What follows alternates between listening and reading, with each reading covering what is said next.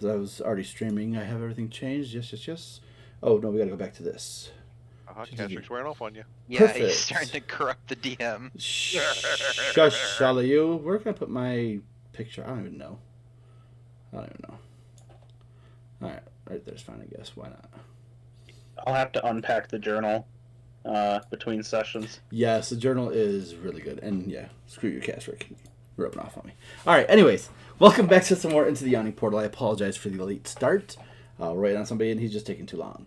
Who would like to recap what happened the last time we met? Hermie hasn't done it in a while, so I'll go ahead and do it.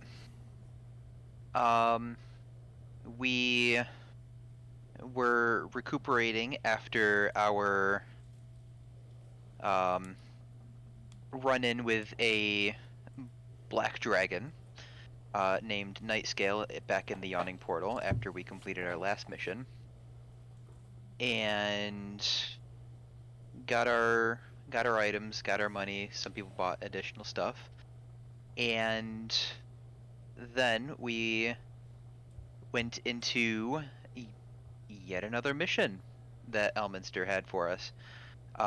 This one we were looking for a token or something with Jade tablet. a jade tablet that had of a bat god. Of a bat god. And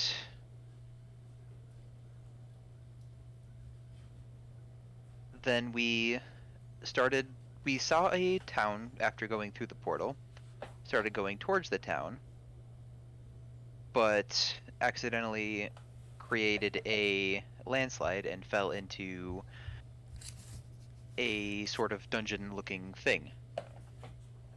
Traveling through the corridors, we saw a crawfish sort of creature, a big crawfish sort of creature that was trying to protect something in the center of its room. And as long as we didn't bother it and it didn't bother us, we just kind of walked past. Came to a slab in the wall. Due to the combined efforts of everybody, we pushed the slab in. And some love from the DM. And came across this sarcophagus and a axe on the opposite wall. After many attempts in order to get the axe off the wall, and we absolutely failed at getting the axe off the wall, we regrouped to figure out what should be the next way to try to figure out this puzzle of this dungeon, and that is where we left off. Mm-hmm. Artemis, having fallen asleep in this room, was cured by Alton. And he looks at all the loot in the coffin and says, "You know what, friends? I need a little break. Elminster! Get me a beer!" And the portal opens up, and Artemis hops through it. And falling smack dab in this area is... Describe your character, please, Todd. God.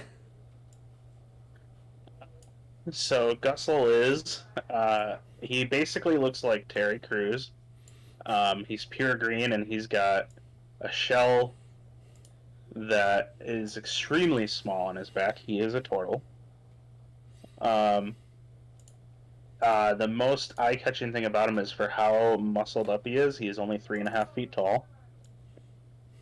He's almost proper sized. Yeah. And he's wearing a very stereotypical wizard clothing, like what you would see someone who is trying too hard to be. He's got a wizard hat, a very large pointy hat. He's got he does happen to have a bunch of sticks on his back, and you can see an axe that is much bigger than he is on his back as well. And he is just, as he stands there getting his bearings, he seems like he's constantly flexing to draw out peak muscleness. Oh, he is Terry Crews. Yep. Everyone except for Gus will make a perception check for me, please.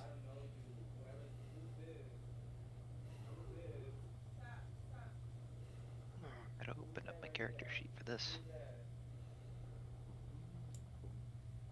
Perception.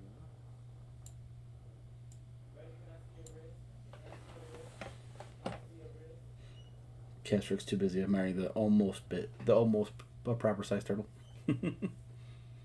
I rolled a 4, so come on. Oh, Alton's still here, so I'll technically roll for Alton. And Trendon, I guess. Perception. And Trendon.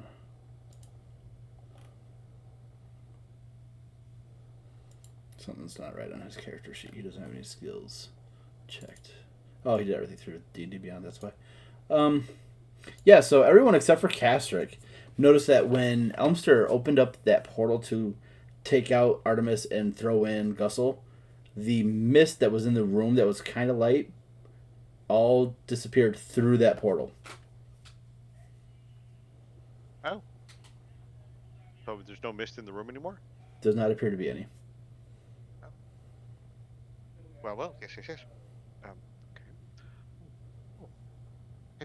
Oh. Hello. Yes. Hello. And who are you? Are you here? Did you replace Artemis and Nyx? Is that who you're here to replace? And my, another wizard it seems. Oh yes, right, a wizard with an axe. Okay, are you going to ask us any questions? Do you use the axe with Mage Hand and send it out to do battle? But you're not supposed to attack with Mage Hand because Mage Hand is just a support hand. It's not supposed to carry weapons. Maybe it could bring it back to you, I guess, if you threw it. But why would you throw it as a wizard? Because you should be throwing spells, and spell throwing is a very skillful talent that we all have. What is your talent as a wizard? I use muscle magic. I'm not familiar with that school. No, that's a new school. Where's that school? To make the point that I know the cantrip thaumaturgy, and it is in constant use. So everything I say is very loud. Well, it's a very big voice for such a almost proper-sized person. That's very good to see you. And thank you for joining us, and we hope you can help us out. These are my friends, and these are the bigs I've been watching over. I'll try to help and watch over you too. I'm Kesrick, and you can depend on me to try to watch over you. And Alcine is not with me right now, but she's waiting for me back in the Yawning Portal, and just wave at the air and wave at Alcine. Hi, Alcine. So look at Hermie like, did you want to say something, or do you want to keep talking? I think it's funny that you said to look over us. Yes, I'm here to I know protect all you're you proper guys. sized, but Yes. I get it. It's funny. To answer the question, my axe is what's the spell? Well, it floats and fights for me. Ooh, interesting. Yes. Okay, well, good. We haven't fought anything yet so far. We've been battling an axe in the wall. I mean, the point's behind you at the axe in the wall. Maybe you muscly enough you could pull the axe out of the wall, because we've been trying very hard, but we didn't do it. And Artemis fell asleep, and then we had to wake him up, and Alton had to cure him because he was poisoned, and that was not good. But now the gas is gone, so I guess we can all walk in the room. Yeah, I guess it's now safe to go in there. Thank you, Elminster. And Dacton is a very, a dude in a robe with some leather armor who, with a very sort of glassy stare, he's like, oh, I don't know, I've been talking to the mushrooms lately. Was I here? Okay, hi. Whoa! Gussel, you notice behind you in that coffin there is a bunch of, for lack of a better word, loot, which you would know having watched the what's going on in the Yawning Portal as to what they're doing. So there's just a whole bunch of loot in there. Nobody has touched any of it, though. I will link everything that I can safely link.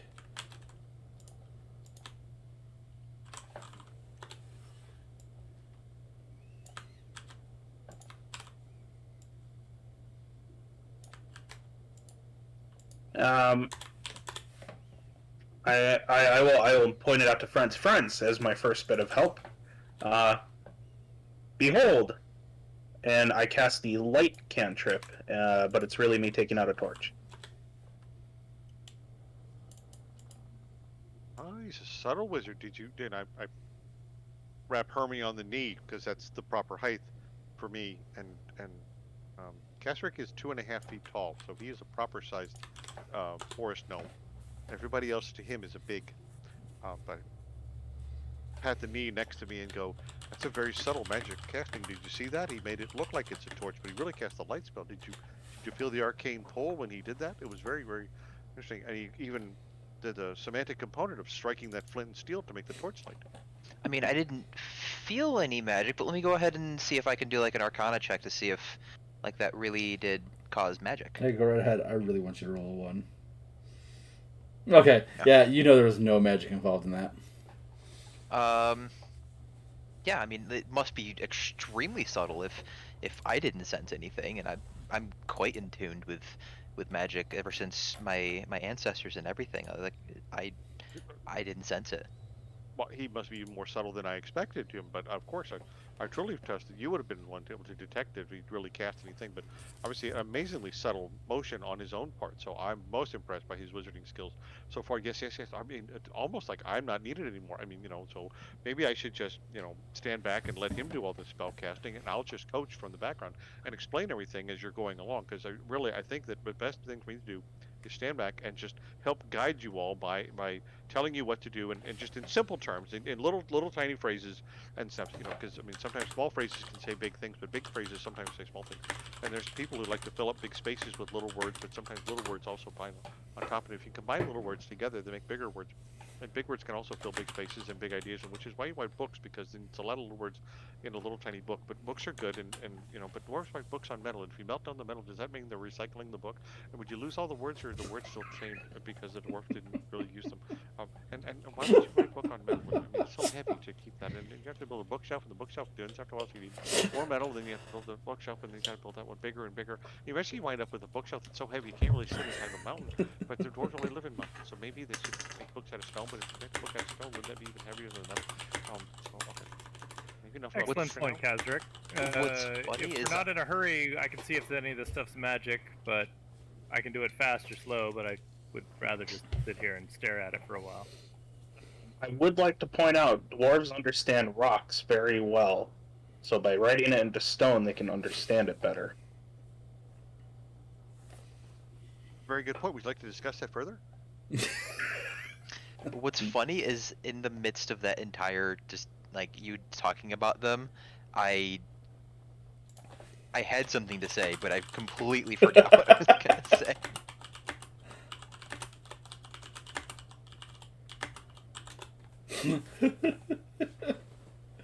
Oh man, I was laughing. I'm trying to take a drink of my soda. It just was not happening. Gussel at this point has stars in his eyes. Nobody else has ever believed Gussel is a wizard before. All right. 11 minutes goes by. Detect magic goes off. Let's see here. Oh wait. Where are you, Dacton? Oh, you're not on the map. I'm like, where the hell's Dacton? Or you might be on the map, but... There we go. Hi. And then I can wander around because it's up for 10 minutes. All right, so... the bracelets are magical. Two of the rings are magical. And there is 2 bottles that contain something dried up that give off a magical essence as well. Everything else is non-magical in there. The axe is magical as well. Didn't you say the glyphs on the axe had faded after we removed the 3 Yes. wrapping scrolls? Yes. So is the axe still radiated magic? Yes. Okay. It's All right. just In not a very particular, strong magical. any sign of other glyphs or magic-y trap-related kind of stuff? And nope, I believe I already did the trap that was in there. Okay. Well then, Poor- Acton just sort of Poor vaguely Artemis. gestures to the things, and yes, bracelets, 2 rings, 2 bottles, axe. Everything else is probably worth money, but I can't guarantee what's going to happen once we start grabbing stuff from the dead thing. I mean, Hermie will start walking up with Nightcaller in his hands, and like if anybody doesn't try to stop him, you will blow it. Works for me. Yeah, you blow the whistle and watch the body intently. Nothing happens. So one of 2 things is the problem. One is it's too magical and I can't do anything with it. Or 2, it's already undead. Would you like Gussel to find out? This is Dacton's thought. I mean, what kind of magic do you use to figure it out? I could just cast Restrain on him. This is indeed powerful magic. Herman, you would know that the whistle also won't work on non-humanoid creatures. Oh. So that's technically an option as well. Okay. But I found a lot of mysteries can be solved by poking it with a stick. I mean, for the most part, yeah. So if nobody has any objections, I will take out a javelin and poke the dead thing. Nothing Poke away. happens. I believe it is dead. Obviously using the scientific method. Yes. I was trying to figure out how dead, though. Well, its muscles did not move, and my muscles are telling me that it can't. Alright, well, Kazric, you want to try to mage hand something, or should we just, grab and see what happens? No. Mage hand is safe because Mage hand, keeps us away. So okay. So Kasric will move up near the coffin. Can Kasric see into this thing? You gotta kind of stay on your tippy toes, but yeah. I can't remember. Did I explain that there was also a mask on its face and a necklace around its neck? Yes. Okay. You Oh yeah, that told was in the before actual it was. description. Okay. Right. Okay, perfect. Okay. I was trying to remember. So Kasric will mage hand. Actually, Kasric, because the slab is just moved slightly. Is that correct? The slab is open, so you can see everything inside. Okay. So all right, that's fine. So otherwise, I was going to stand on the slab. That's fine. So standing on tippy toes, I will. Kasric will mage hand. One of the potions out and see what happens. All right. Potion 1 or potion 2? 1. Okay. You have the dried remains of some type of potion in this potion bottle. It's a flower-shaped bottle. Okay. Let's go for potion number 2. Okay. You grab another potion that is, dried up. Yep. Nothing else seems to happen. Okay. See, it was the rings were magical, the potions. Rings and bracelets. Rings and bracelets. Okay, so the rings are actually on his hands. Yes. On the middle finger of each hand are carved jade rings. One in the form of a man holding the moon, and the other a panther ready to strike. Does either of those mean anything to me for Arcana purposes? Make an Arcana check. That's what I was hoping for. Come on, baby, big numbers. Not what I was hoping. Hold on. Let's see how. Yeah, that's rare. Yeah, so unfortunately, you have never dealt with these types of rings before. I will pull the panther ring. Okay. You now have the panther ring. And no reaction from the Yeah. corpse. Nothing happens. Pull the second ring, the Alright. moon ring. You have the moon ring. Nothing seems to happen. Nothing seems to happen. Yeah. Pause for a second. Listen quietly. Do I hear like gas hissing in or anything? Perception check.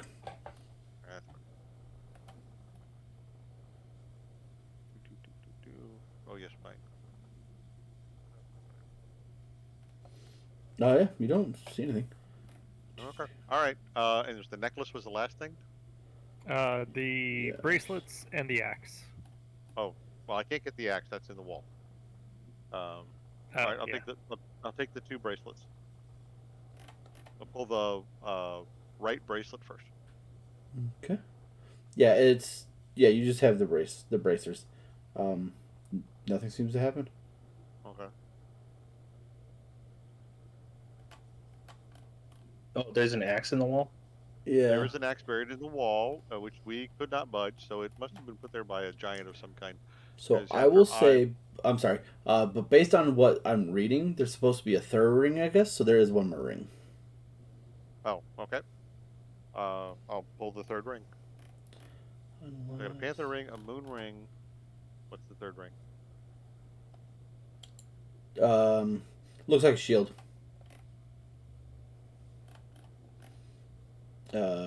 Yeah, this one you would not know either because it's a rare one. And the mask?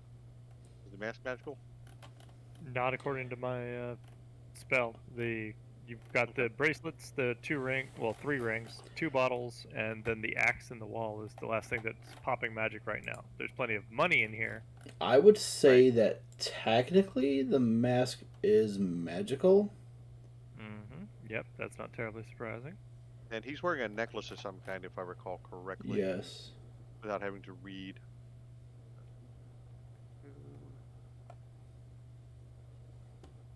Yeah, I don't necessarily need the. Yeah, I don't want the jade beads. Those can stay. What's it? Those are the jade bracelets, or no? Were the jade bracelets what I got, or the bracers?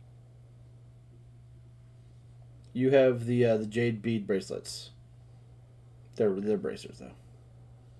Okay. Keeping the notes up to date. Alright, sounds like we need to gamble if we want to mess with the mask, which definitely seems very central to whatever this guy is, or think about it and come back later.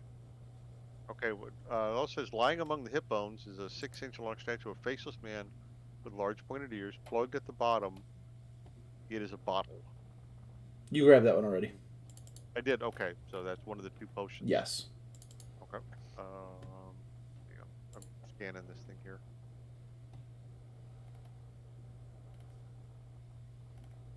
And he had didn't he have a necklace of some kind Yes. with the symbol on it? The Looks like a bat face. Yes. Zadilaha. Mm-hmm. Okay. Yeah. So the question becomes do we take the mask or not, or do we take the that necklace with the little image of the creature? Why not both?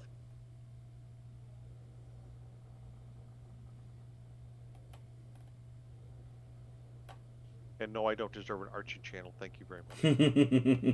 I just finally see that note. Okay. Can I remove the necklace without having to separate the neck bones? Yes. So that's the necklace with the bat creature on it. It's not the tablet we're looking for, but it's a smaller version of it. No, this is just like a picture of it's just like a bat face. Okay. The tablet will have like a full-on image of a creature. Okay. All right, and then I will remove the mask on the corpse's forehead with the dark opals and the jade discs. Hold on, hold that thought real quick. I'll be right back. I forgot to do something. Yep. No problem.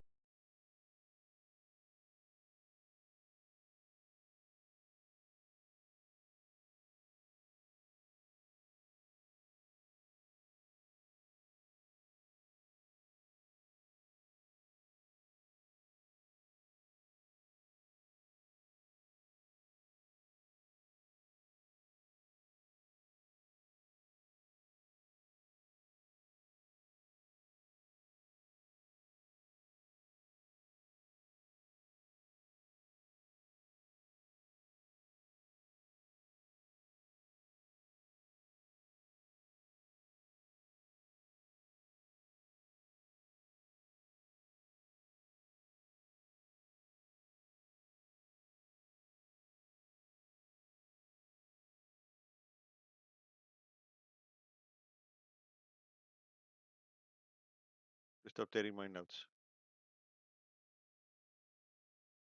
Yeah, is the necklace the breastplate, or is there something else that I'm skipping over in my reading of?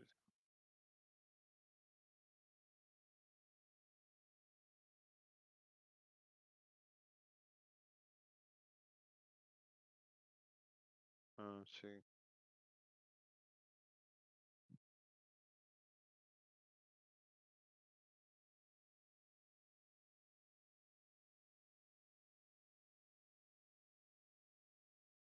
Hold on. So I had 2 dried potions. One is I'm sick back. potion. Welcome back. Cream. Just taking my notes here. 9. You got 8 minutes. They're probably not gonna let you in at this point. Yeah. Oh, we can go to Walgreens. Let's see. There was a mask, but there was a necklace that I'm not seeing in the description. Right, it's not part of what's considered the loot in the tomb. It's around his neck. It was in the original description. Oh, okay. That's So I will relink that. That's fine. Okay. So I wanted to lift off the necklace with bat face on it. And you said I got that. Yep, you have the And Jane nothing pennant happened. carved with the bat of a human-like, or the face of a human-like bat. Mm-hmm.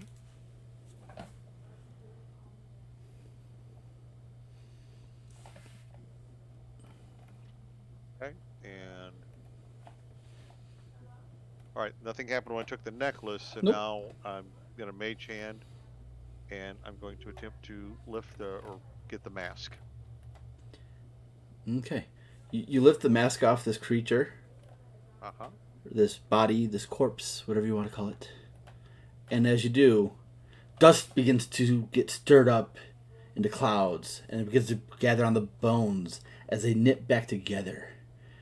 You see this thing sit up and look about the room. Put the mask back in place. You're gonna have to try to forcefully turn on. Let's roll initiative. Okay. I click on my character icon. Are you sure? I attempted to. Ooh, Dacton.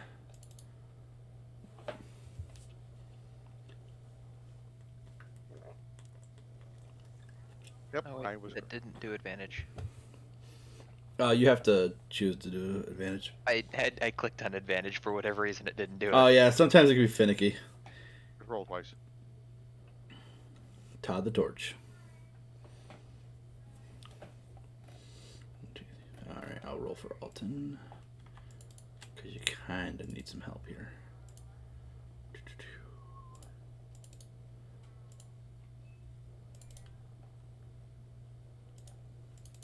Alright, click on the torch. Yeah, it's all good. We'll know it's you. Alright, looks like everyone has rolled. Dacton, you are first. What would you like to do? Alright. Well, then Dacton will move 5, 10, 15 over to there, and he'll crack his neck and go, alright, I guess this is the thing I do, and he'll attempt to turn undead. Ooh, okay. Wisdom saving throw against. What am I now? 15. Alright, hold on 1 second. Any magic items you've received last couple of missions or adventures that may have boosted that again? Nope. All my items are random and also helping me see in the dark. Damage toggle. So I am no longer the one who can't see. Okay. How to roll damage crit? Okay. Alright, wisdom saving throw. Boom, that's an 8. He fails. Okay. Well, I moved over here because he has to go away from me, so he'll go away from most of us. I can't do anything about. Is that Kastrick standing there, or whose icon? Kastrick is the one. Yeah, this is. Kastrick is here. Let's see. So that's action, and then I guess for bonus, I'll just charge my shillelagh. Sounds good.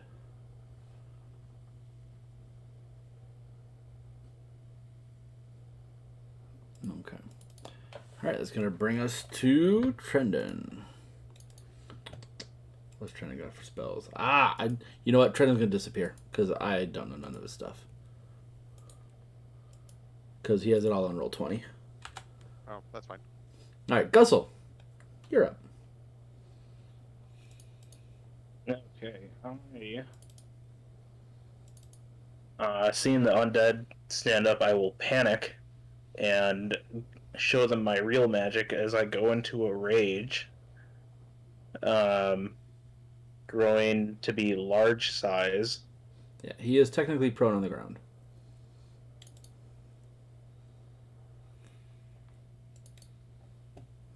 I am then going to throw my torch at him and scream firebolt.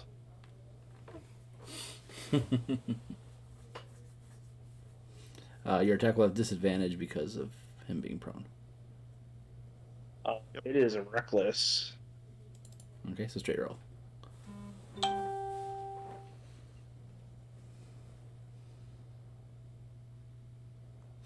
That hits. For 6 bludgeoning damage. And then Okay. 6 bludgeoning, and then I, as my extra attack, I pull out. That didn't include the rage damage. It's another 2 damage from the rage. Are your rage attacks magical? I think it's just rage damage. I don't know if it actually comes across as. Okay. Let me read rage really quick. Yeah, or if anything gives your attacks magical and all. Rage is just damage. Okay. It's just bonus damage. Yeah, I didn't know if you had a thing that let your attacks be magical yet or not. I do, because this javelin I'm pulling out, I will infuse with the elemental essence of fire. And it's another firebolt going out. Damn, son.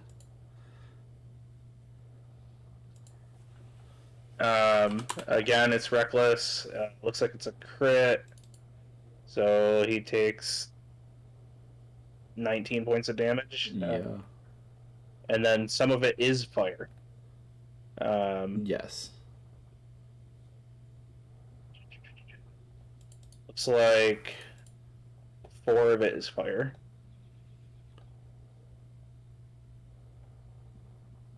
And that is my turn. The javelin actually, as soon as it hits the bad guy, it actually disappears and reappears back in my hand.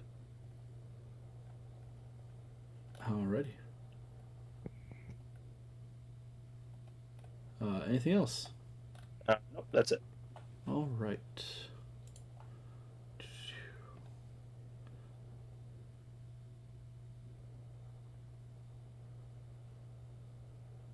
Action says, "Whoops! I forgot to, sort of announce that the whole turn undead thing only works until they get smacked." And all right then.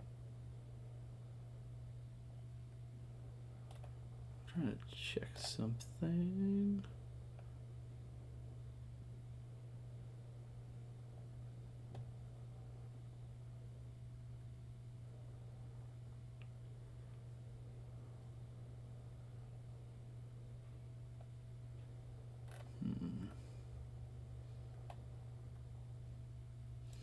Okay. You see his body begin to knit and sew back together even more. As he just sits there, kind of like stretching, and he will make 2 attacks on Castrick at disadvantage because he's technically still prone. Okay. Alright, so first attack is a 13 to hit. Shield. Okay. And the second Or attack is a magic shield. 12. So both miss. Alrighty. That's going to bring us to Castrick. That's right. Well, not a good thing. I'll list. Just journaling and fighting. Do.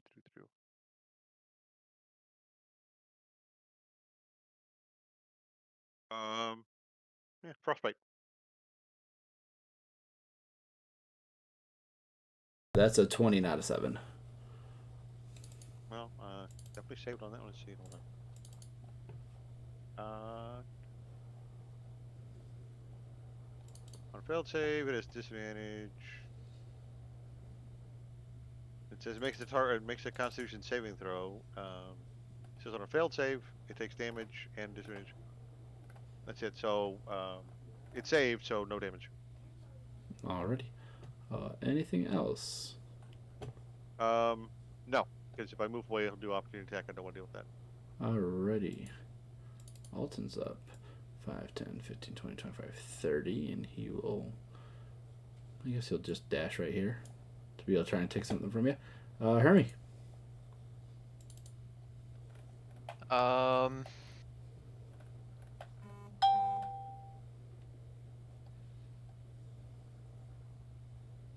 Trying to figure out what spell I can use that won't hit my teammates.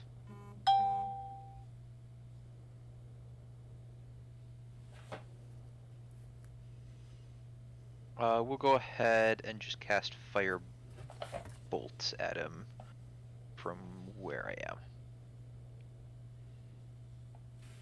Alright, it'll be at disadvantage because he's prone. 13. 13 will miss.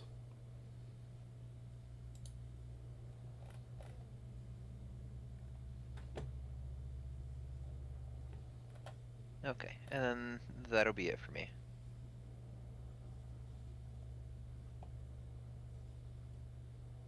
Okay. Dacton, back to you. Alright, so he's still prone in the Yes, sarcophagus. you see he's there, kind of right? like taking in his surroundings and figure out exactly what's going on.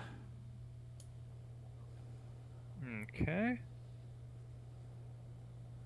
Well, then we'll try this anyway. We'll go with a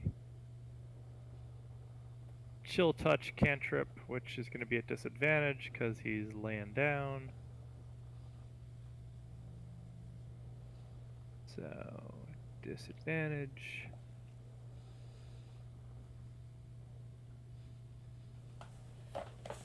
Actually, it's a saving throw. No, No. that was You make a melee- ranged spell attack. ranged spell attack, and that's only an 11.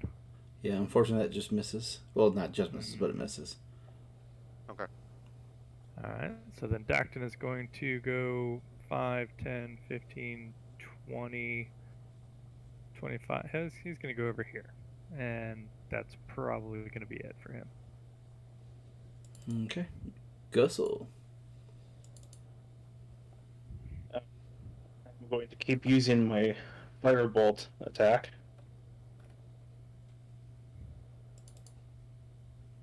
Do you have to go pick up your torch to do that? No, his javelin came back to him. Got a javelin that is still infused with Z-Fire.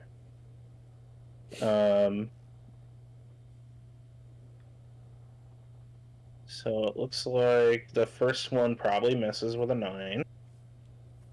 Yes. The second one's a 22. Disadvantage range attack. Recklessly attacking. Oh, yeah. Okay, so that one will hit then. So yeah, he takes 14 points of damage. Okay.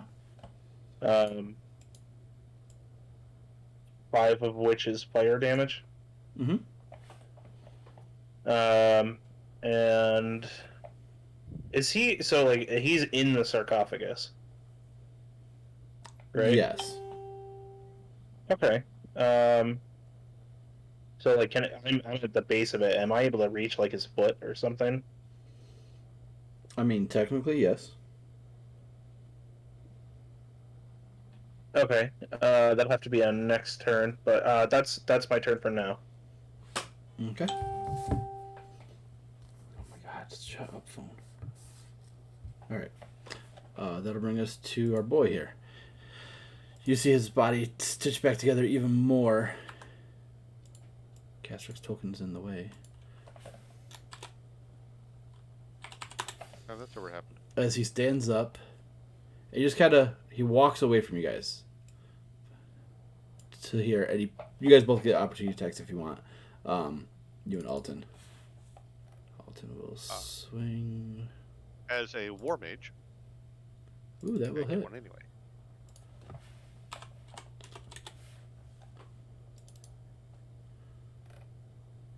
So the question becomes. Ooh, how many spell slots does Alton have? Would he smite? Yeah, I think he would.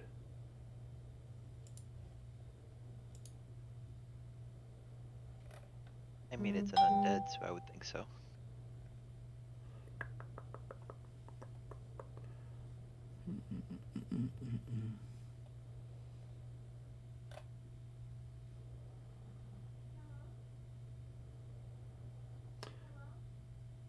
Where is his divine smite? I don't know, it's what, 38? Flash abilities.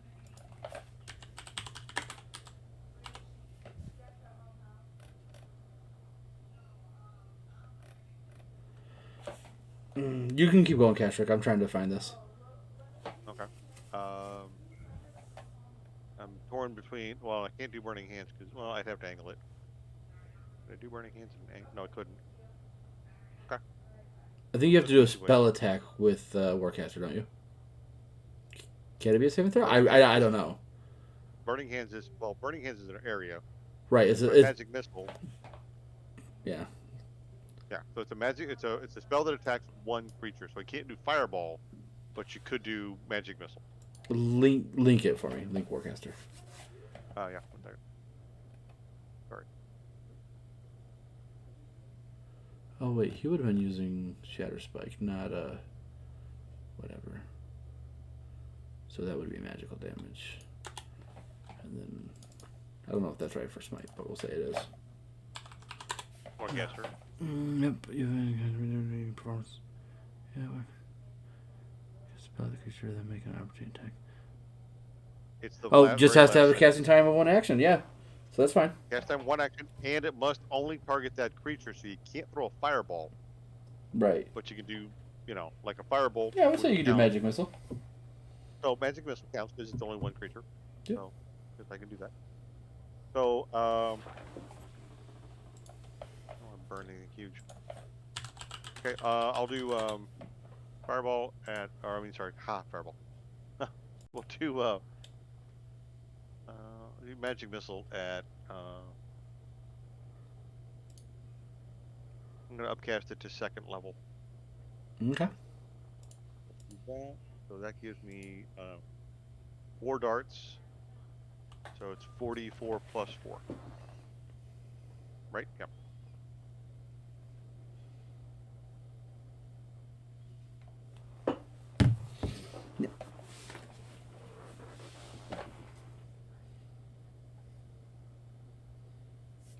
Ooh, very nice.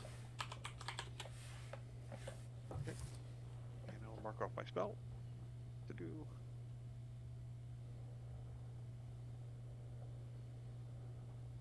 Okay. I've got that to second level, so. Okay. Okay. And then I will maintain position. Okay. He's going to grab the axe from the wall and wield it, and he's going to make 2 attacks on Dacton. Did the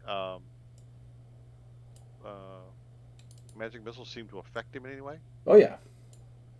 They hit him. They hurt him.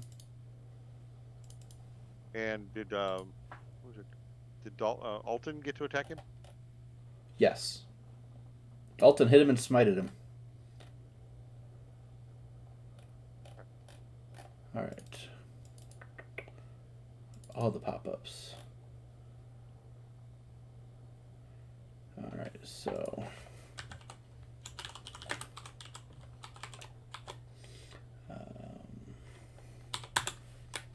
Wow, that was a terrible roll. Oof, is that only a 10 against me? Yeah. Okay, I'll miss, obviously. Second attack is a 19 to hit. That one does indeed hit. Alright.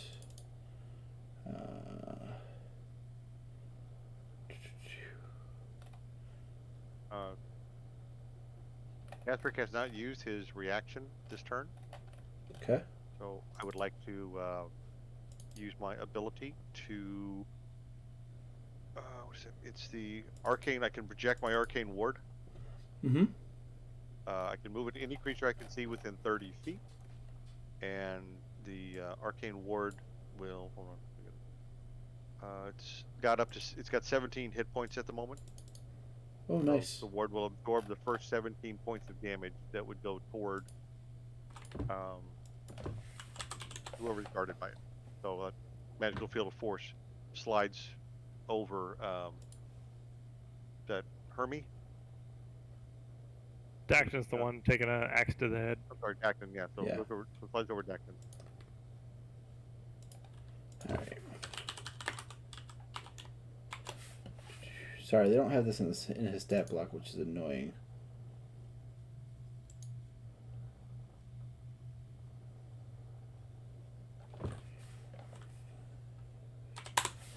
12 points of slashing damage from the axe. Alright, so does the So- arcane ward take...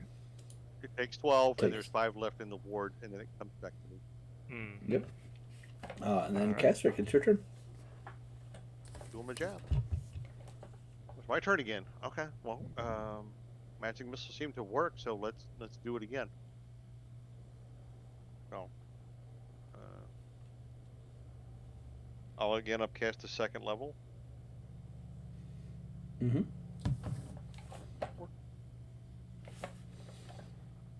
14 more points of damage. Very nice. He's starting to look pretty rough.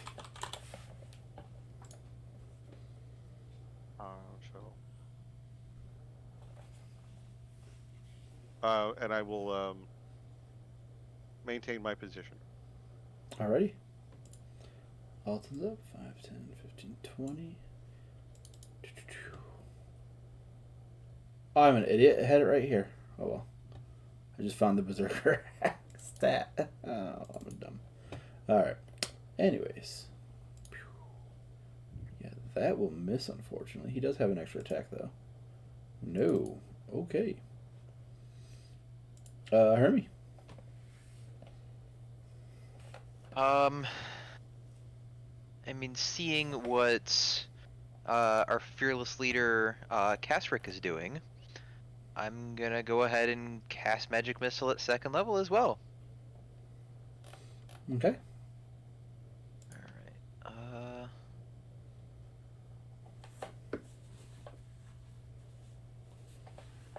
There's the 44.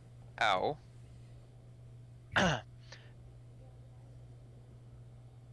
Might as well use one of my sorcery points to do Meta Magic Empowered Spell and reroll 3 of those ones. Okay. Good choice. Much better. So 6, 12 total. 10, 12 points. Almost took it away from Alton. Alright, he's looking pretty rough. I need you to roll D20 for me, please. 16 points because I didn't do the +4. Very nice. Okay. D20. Okay. You see him disappear into like a mist form and begin to float up like towards the ceiling. For all you see the axe drop to the ground as well. For all intents and purposes, you guys are out of combat. How far away is he? He technically hasn't moved yet, so he's still in the same spot. Okay. He's a cloud of mist. Can I roll an Arcana check to see if Kasric will be smart enough to think that a gust of wind spell from a scroll that we just picked up might affect a creature that's a cloud of mist? I'm sorry, what was that, Kasric? Can I roll an Arcana check or some kind of knowledge check to see if Kasric has heard of creatures that turn into clouds of mist, and if you cast a gust of wind spell from a scroll that we just got off the axe, would that affect the creature in its mist form? Make a history check. All right, we'll make a check. I can do that. Thank you for the opportunity. I'm trying not to metagame this, but that's why I'm asking for the roll. 22. Yeah, you could probably use the Gust of Wind and just blow him out of here. Well, I don't want to blow him out of here. I want to damage him. Well, Dacton's gonna jump in and go with a. Oops, I hit the wrong button. He's like, I don't like the looks of this, so he's gonna go ahead and cast. Alright, okay. Moonbeam. If you guys are casting spells, then we're going to be still in initiative. Yes, So- I'm gonna be casting spells. Okay.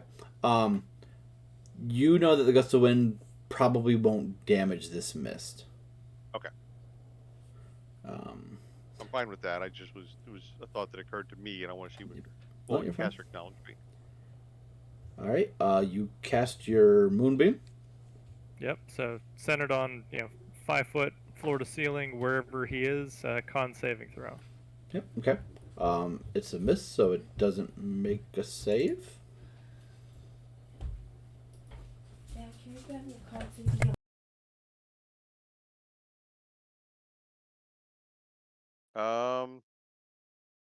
But it says a shape changer makes the saving throw with disadvantage.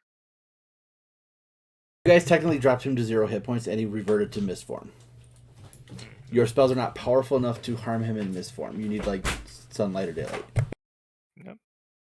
That is the downside of Moonbeam. It's the lesser version. Oh, great try though. Yeah, no, like, it's solid. But yeah, when you dropped him to 0 hit points, he shifted into the mist form, and that's like he's heading back to wherever his coffin may potentially be. Doesn't seem to be going towards the coffin that he was laying in, though. All right. Well then, bye.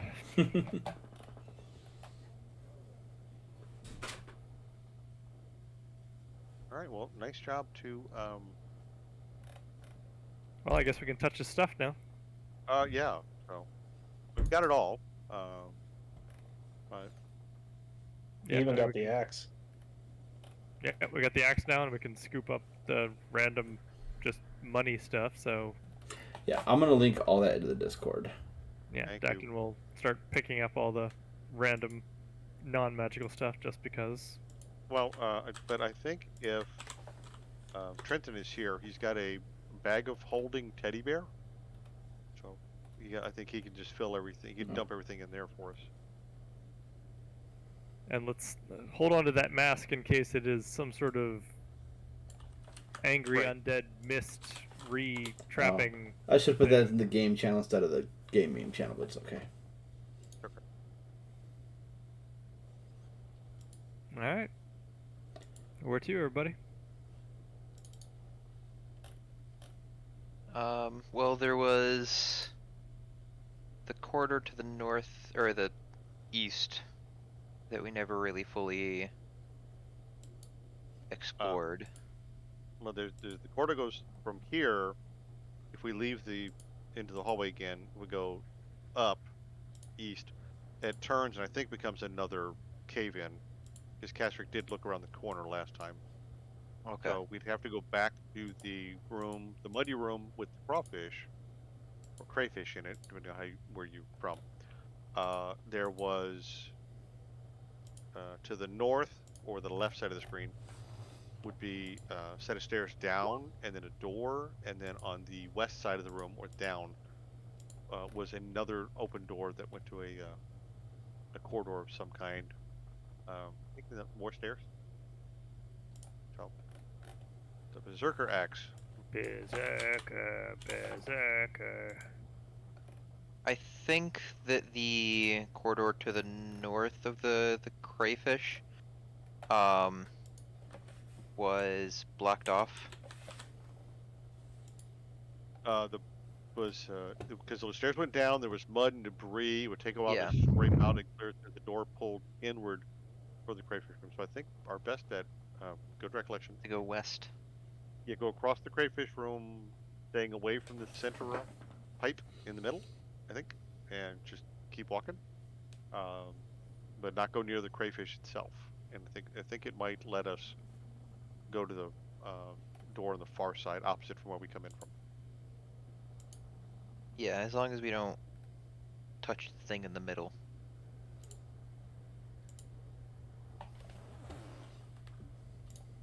We also don't have Artemis here anymore, so we can't really talk to him. Well, we can always talk to him. I mean, there's no reason we can't talk to the crayfish. I mean, he seemed like a nice enough guy.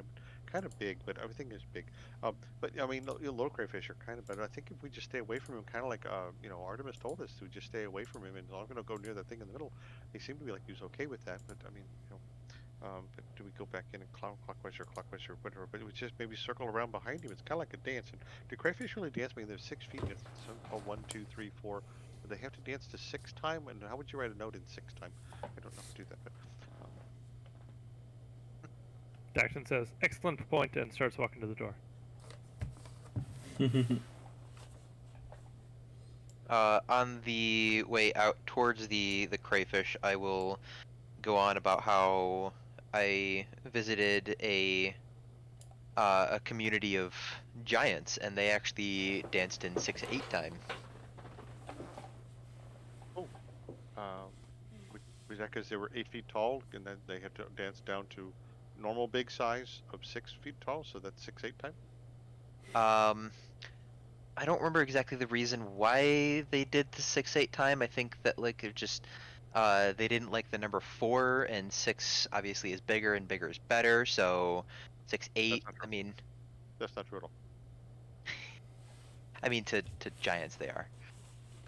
Again, that they're even more beyond proper size. So obviously nothing they think of is going to be proper. So we can't obviously trust that. There's no way that we'd ever dance to 6/8 time in where I come from, because that's just not proper. Dance to 2/4 time would be okay. 2/4 is good.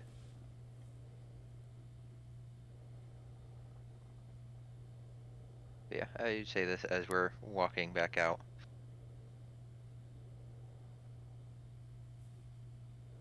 Let's see here.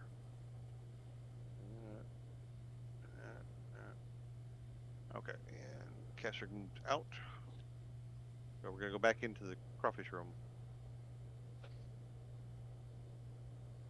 Is that right? Yes. Okay. Waiting for the DM to say something in case we're missing something or running too far ahead. No, you guys have already been here, so unless you want another description. Nope. I mean, I will warn Gussel that he is friendly as long as you don't go near him or the center of the room. Gussel has a question. What kind of axe is that? It's a battle axe. Oh, Gussel's not impressed.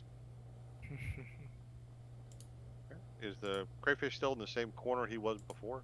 Yeah, he's kind of like rotating around the polished rock. Like, Okay, well, he'll be actually closer to you guys a little bit because like you're coming from that end, and in case he needs to intervene, he will. okay. Well, I would follow Dacthin and move as far from the crayfish as possible, staying on the outside of the room, so kind of counterclockwise. It looks like in this point to stay as far away from the crayfish as possible. You heard Dacton quietly cursing to himself. Like, I could have talked to a crayfish, but no, I didn't set that up today. So, gee, goddamn. I mean, come on, a crayfish. I mean, you talked to a squirrel, but I mean, come on, this is different. I talk to Elsine all the time, but she talks back. She's a ferret. That's true. She's also a fey creature, so I don't know if that really counts as a fey or a ferret or a fey ferret or.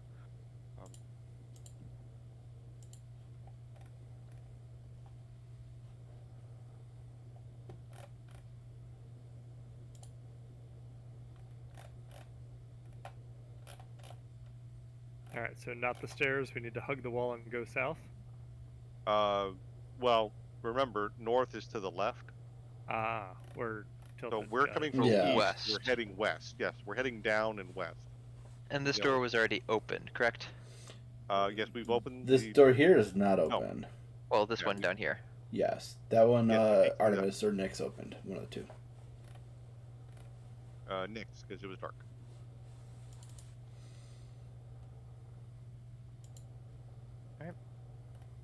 And we go down the stairs. To the door. Okay. About this time, you guys are having a little bit trouble breathing. I need everyone to roll me a Constitution saving throw, please.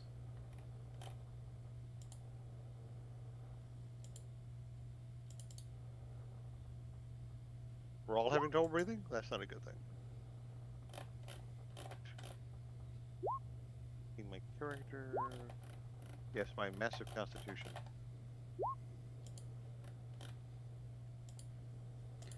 Where is it?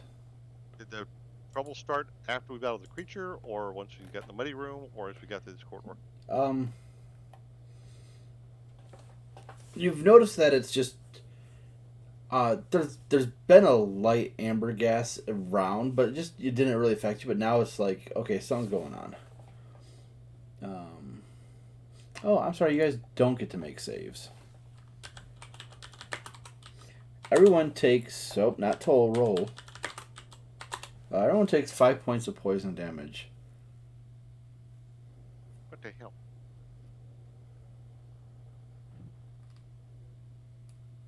I do not like that feeling. I knew I should have got that necklace of adaptation.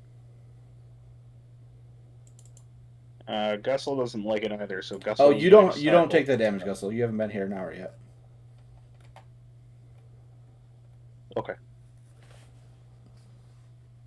Yeah, everyone who's been here a while is having trouble breathing. 5 points taken. Dacton says, that's gonna make resting a problem. So I take it we're on a clock. Or unless we can. I don't try see a and get her clock. there.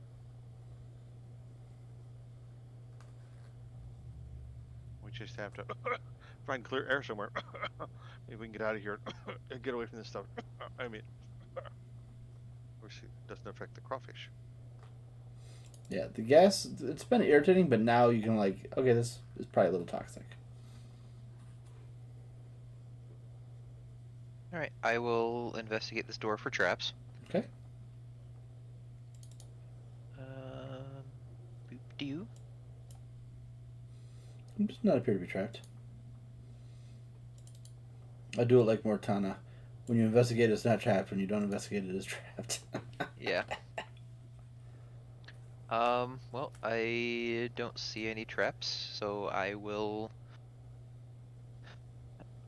open it and quickly step to the side. Boom! No, I'm joking. Opening this door. I shall go through first. This room is wet, and the walls are covered with a slimy white buildup. There's about 1.5 inches of water and mud blanketing the floor. Many overturned pedestals and pieces of broken statuary lie on the floor, partially buried in the mud. Opposite the entrance to the room is another door. Only one pedestal remains standing, in the northwest corner on its small, metallic, three-sided pyramid. That's technically northwest, I believe. Overhead in the shadow-draped ceiling are inlaid colored tiles depicting a starry sky and forming strange patterns in the areas above the pedestals.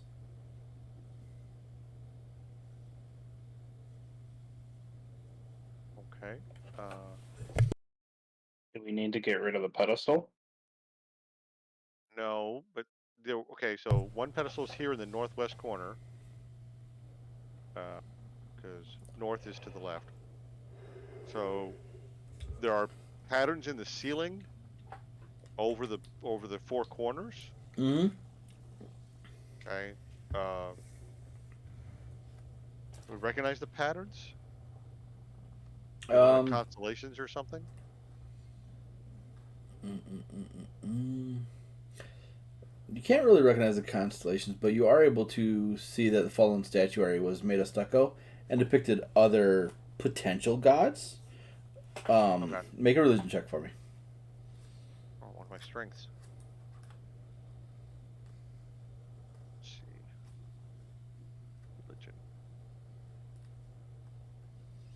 Yeah, you're not sure if they are gods for sure, but they are a coyote, a crab-headed figure, and an alligator-headed figure.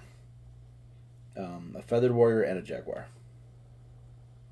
Okay, well, the jaguar goes kind of with the theme of the jaguar on the guy's ring, and they worshipped a bat god of some kind, so maybe these are some kind of more primitive or animal gods of some collection of deities, because we are not even sure how far back in time we are this time, or where we are, so it's, I mean, possible. I'd look over at Dacton and go, is it possible they worship animal creatures, or gods like animals, or animal-like gods? Dacton does have proficiency in religion if he's allowed to take another crack at this. Somebody guide him, somebody guide him, somebody guide him. Yeah, go ahead. He can guide it. He can guide himself if we get another roll here. Yeah, you can make another roll. Okay, so do that and throw in a d4 from my guidance. 21. You have done a lot of reading, like a lot of reading. You do instantly recognize these figures, though. They are Olmen gods.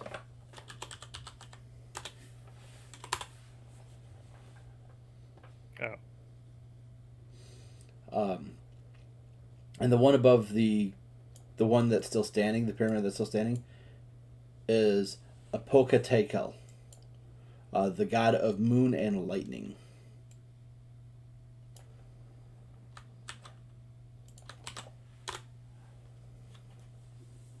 Ignore the slash at the end there. Too bad I don't still have my moonbeam. That might be intriguing.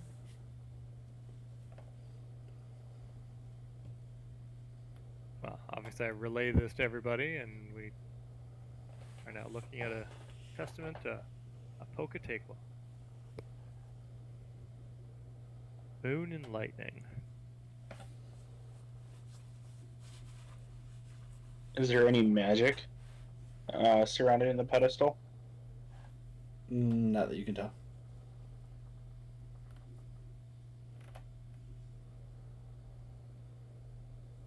Now, Ulman gods, is Ulman a look at Dacton for his far travels and go, is that a country? Is it a nation? Is it an empire? Is it like, you know, like a religious sect? I mean, you know, what does Ulman mean? Dacton just shrugs and says, I recognize the god, but I don't know anything really about him other than moon, lightning. It's old primitive stuff. Interesting combination of moon and lightning. And Dacton says I can maybe do something moon-like, but I don't think I do lightning. No, I can do lightning if we really need it. no. I don't know we need that too. Okay, so the one remaining pedestal is moon and lightning. Okay. Is there any symbol on the door on the west side of the room? Not that you can see.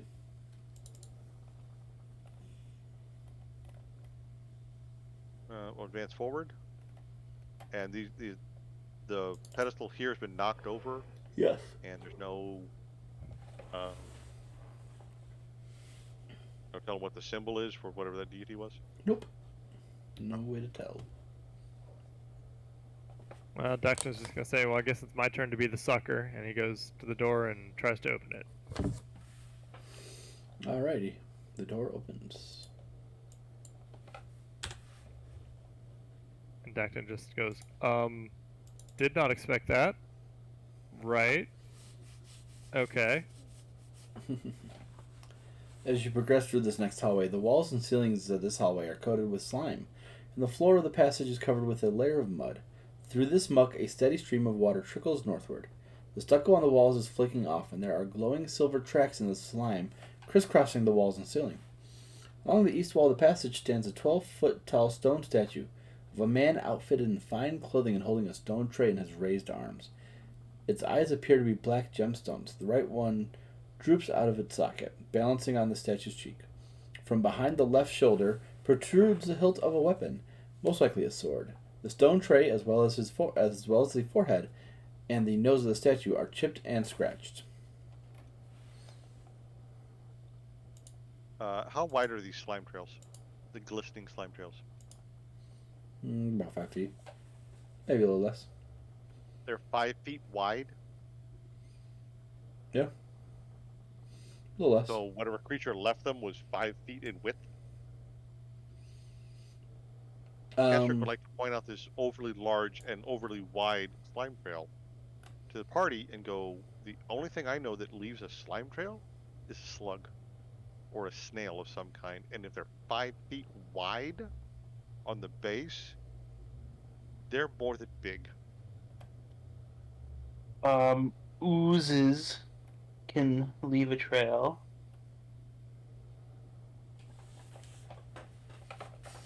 Said the only thing I know that leaves a trail. Yeah, I'm just contributing. Gussel has encountered oozes before. They're not fun. No, they don't sound like fun.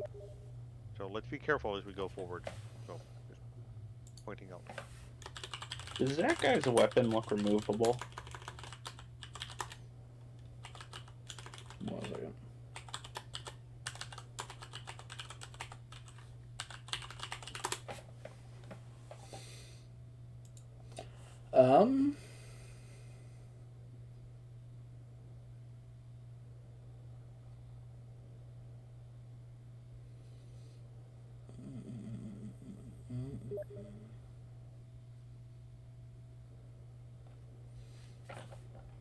Make an investigation check for me.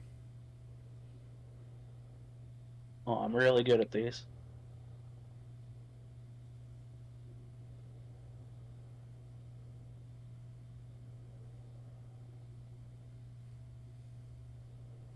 Nah, it looks like it's stuck in there.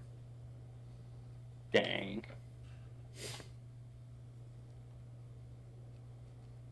Alright, where is this guy in the hallway? Is he... Once you guys come around the corner, you'll see the statue. Ah. Yep. Hi.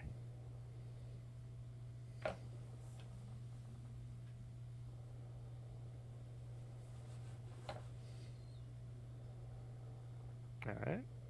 Alright, I guess I can be the sucker and go get hit by the statue.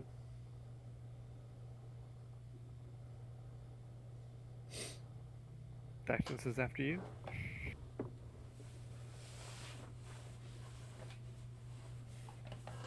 You walk up to the statue, nothing happens.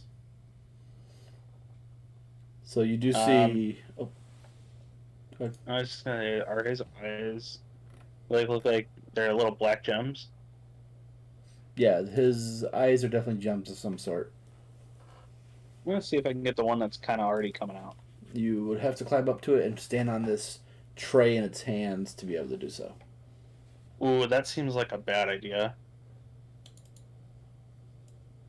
Are you that intelligent? Actually, yes. I'm just not very wise, so I'm gonna do it. I recognize it's a bad idea. I'm gonna do it anyway. Okay.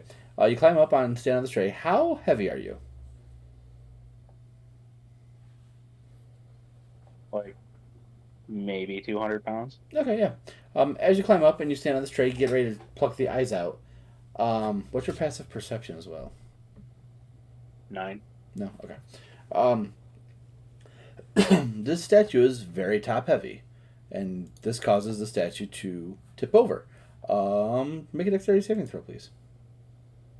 Oh, okay. Let's say, could I try to catch it? Oh no, you're on it. You're gonna tumble as well.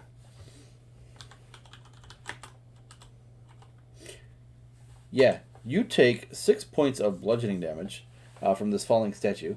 Behind you see a passageway, and the sword that was in the shoulder falls out as well. Everything's Russell's coming up. intelligence and Dussel. muscles have shown him a secret way. You truly are the smartest of us all, minus Kasric. Yeah, so you have the 2 gems from the eyes. You have the sword, and it's in good condition. It's made of lamented wood, inset with jagged teeth of obsidian.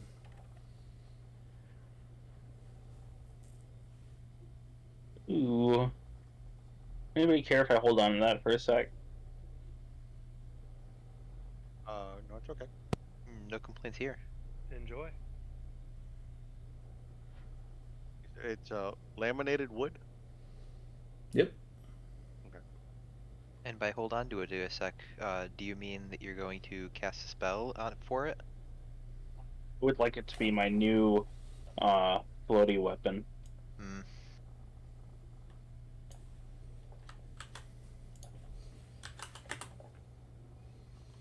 Somebody just joined chat or drop out. Trended showed up. Although Trendon is muted.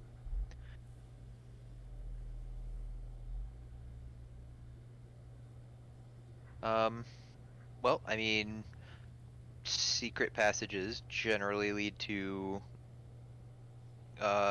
good stuff. Do we want to take the secret passage, or do we want to take the straightforward path? Oh, we're looking for a lost thing, right? No, not a secret passage, Casey. Sealed. Nope. Oh, I didn't know that sword was actually something. I thought it was a piece of junk. Oh, I see where you're going with this. How could you go anywhere but there with that? Secret No, tunnel. I'll explain. Casey. Hello, Shannon. Welcome back. I don't know.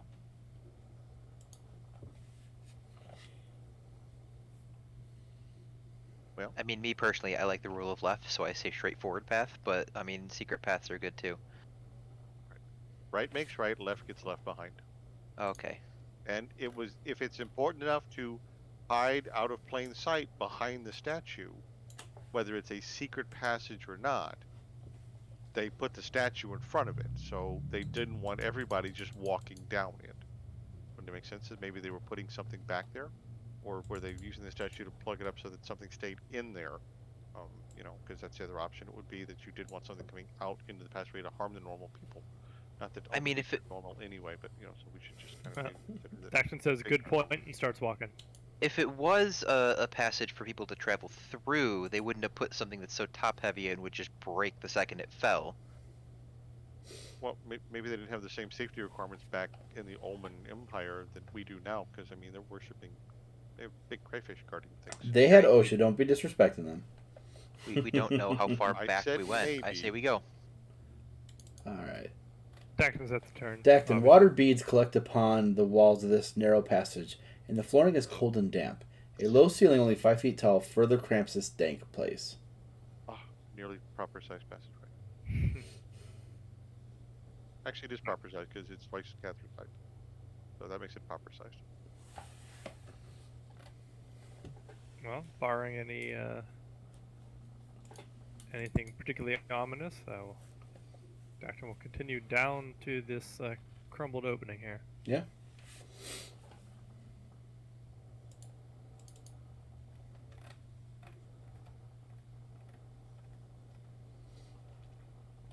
As you enter this hallway and look into it, this hall is strewn with mud and flotsam. Water accumulates in the center of the corridor and flows westward to where a stone block in the southern wall has shifted out of place where you're coming from. The corridor turns north and the flow of water follows it, then goes under a door made of bronze-bound wood. The door has a handle and a keyhole.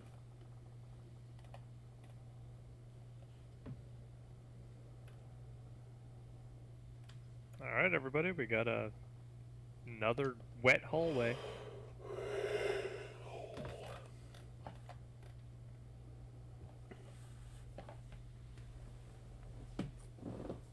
Right.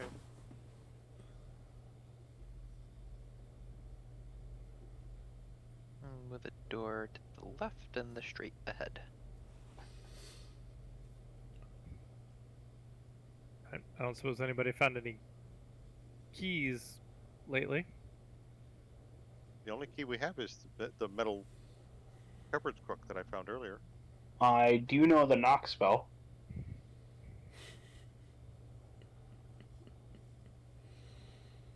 Is Right. it usually answered by the question, who's there? Dactum will go It's usually what are you doing in my house, but check out these doors at the top of the map here. Okay. If I remember right, the knock spell causes a really loud noise, and I don't want to alert everything in here. We already did that once, and I don't feel like going back to that. Concur. What's your Don't know what you're talking passive about. perception, Dactum? Sorry, what was that? What's your passive perception?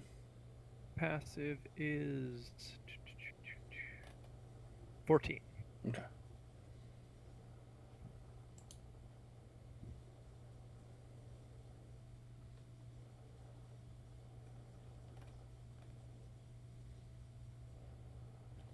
All right, what are you guys doing?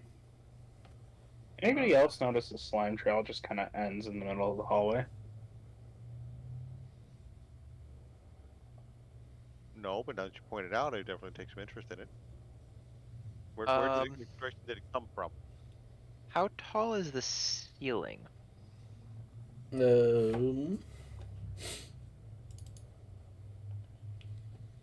Probably about 20 feet or so. Is there anything up there? Taking a look. Not that you can see. Alright, well, Dactum will give himself guidance and try to investigate this door. It's more or less water just accumulates in the center and then it starts to flow the opposite direction. Like, because it's just, the hall is just strewn with mud and flotsam. There's just so much water and whatnot in this area. Ooh, Does not appear to be Dactum trapped. doesn't see anything. This door looks great, everybody. Now I just picture him standing there like a dad, just staring out at like the lawn that he just mowed. Yep, this looks good. Mm-hmm. A lovely door. Look, there's it's a double door and everything, so it's big. Plenty So of space. I'm gonna go ahead and step back here. Well, Dactum's the one that thinks it's safe, so he'll go ahead and try to open it. Yeah, Gussel believes in. it opens. And as you burst through the door, you hear a surprised squeal and a splash. The room is lit by a soft light that reveals a section of rocky beach. Beyond the beach is a pool of glowing water, filling half the room and framed by a crystal cavern. Green fronds can be seen in the pool. Light seems to flow from everywhere. The pool and walls glistening like soft moonlight. On the far side of the pool is a set of doors carved with the sun symbol.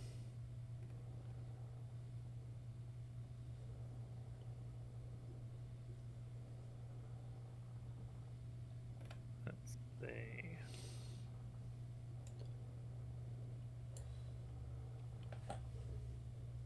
Dactum's gonna mutter quietly, like, "Oh, I think there was something here, but I'm probably not the one to do introductions." There's Artemis. We need someone to go and talk to somebody nice. You seem to be Gussel is not terrible at it. I mean, I am good at talking if I can talk to it. Well, if we're just talking to it, I mean, we could have a conversation with anything. Do we know what it was? I heard a scream. Was it a male scream like yikes, or was it a female scream like eek? It was high pitched or low a pitched? surprised squeal, and a splash.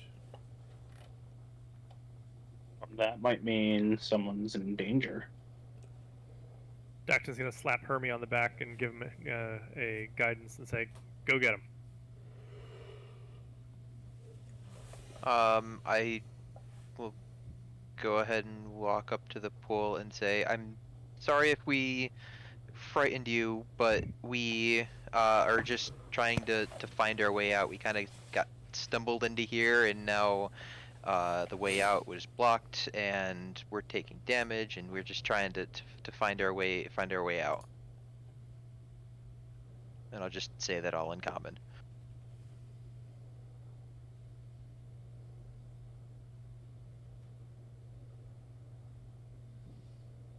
You say all that in common? Mhm. There's no response.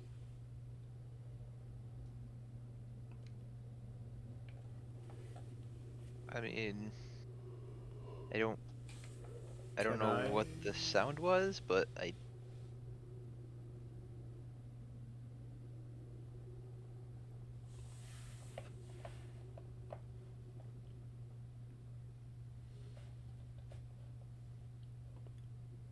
Interesting.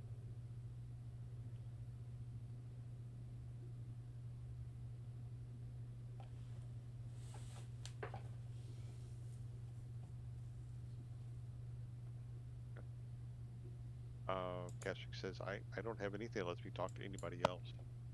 No, I can talk to Alcine, but I've also don't talk to Alcine, but that's not the point here. So, I don't have the same magics that Artemis had, where he can talk to anybody or anything. It seems. So I'm sorry, I can't help you at all. Dacton says Also, there's somebody in the water, but there's also another door over here that goes somewhere. Russell has something that might work. mean, by all means. Gussel starts flexing and trying to look intimidating as Gussel says, "Out of the water now so we can talk to you." What language?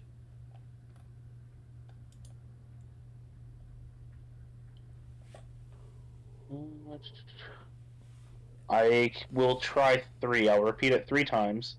Try Common, Dwarvish, and No response.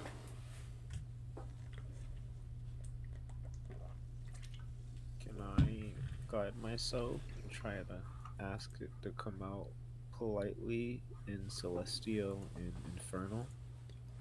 Okay. No response. I speak Elven. I mean, if we're gonna start trying all the races, we just, everybody speak your normal language. we could also just look in the water. I am down to try that. I'm pretty at home in the water, I guess. As far as the list of all races, yeah, I think we can throw in a Draconic and an Elvish. Unless anybody knows, like, what's the spell? And languages. Yeah. Like I said, no, Gastric does not have that as one of his abilities. I didn't study that. Army does not have it either, so.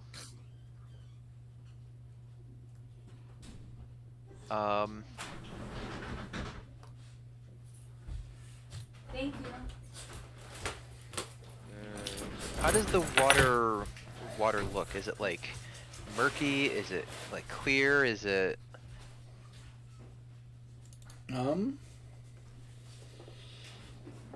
Looking at it, it drops off sharply, creating a pool that's probably close to 12 feet deep or so. A ledge runs from the southern wall here to the set of doors.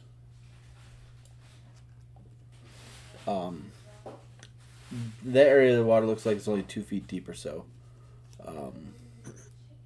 Well, that's pretty deep as far as I'm concerned. That would be That's good, because if he's swimming at that point, but I've seen some Kristen she has to carry her, and she's only 8 inches tall, but she's Yeah. proper size for her size, and I'm proper size. Why would somebody make a swimming pool?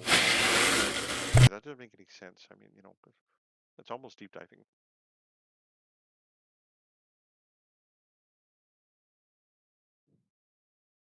We could try fishing it out. How murky did you say the water was?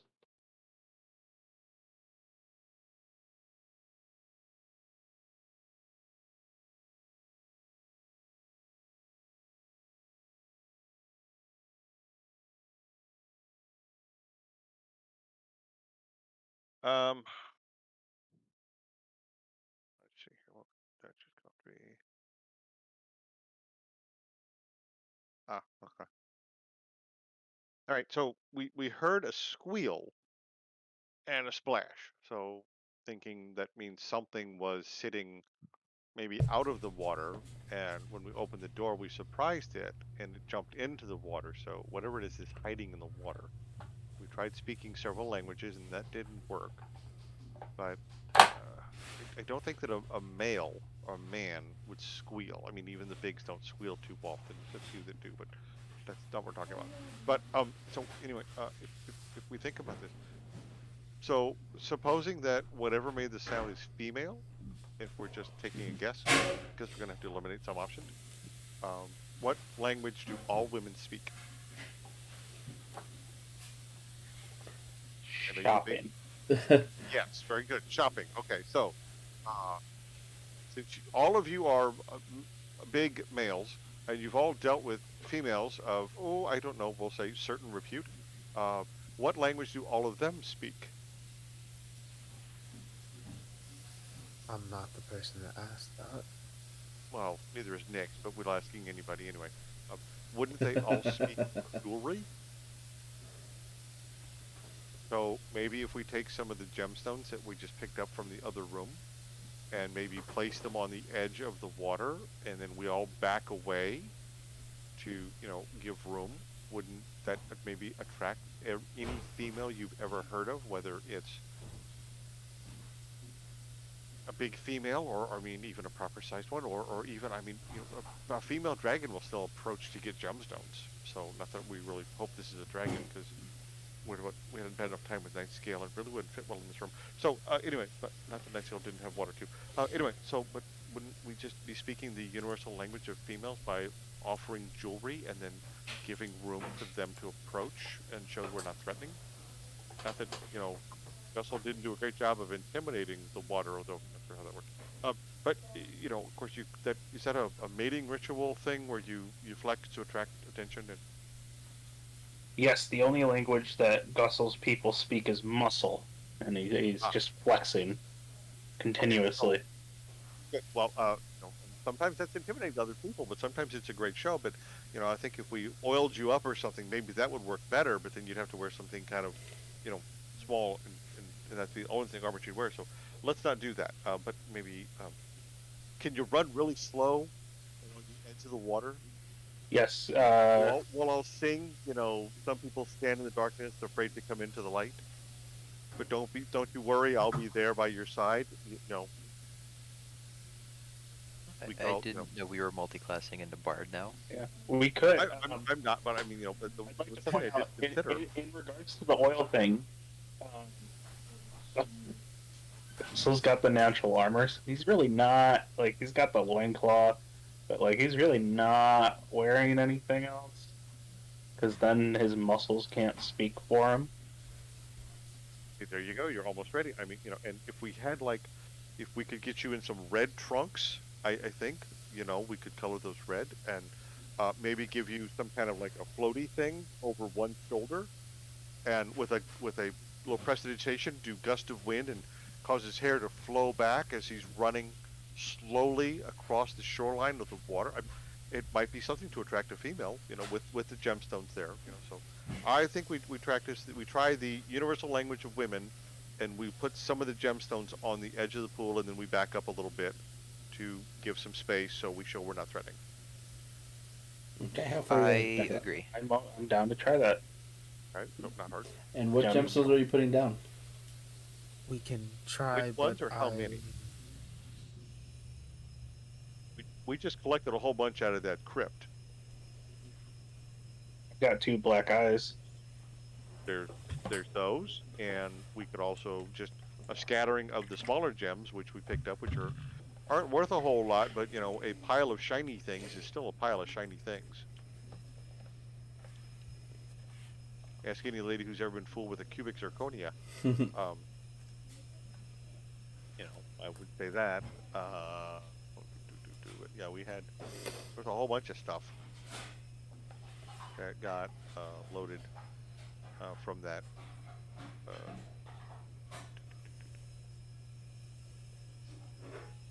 the let's see. Oh, there were jade earplugs carved in several pieces to resume budding flowers. We can put those down. There's flowers. The ladies like flowers. These are jewelry flowers, you know, and I'm sure Trenton would agree that flowers, you know, make pretty things.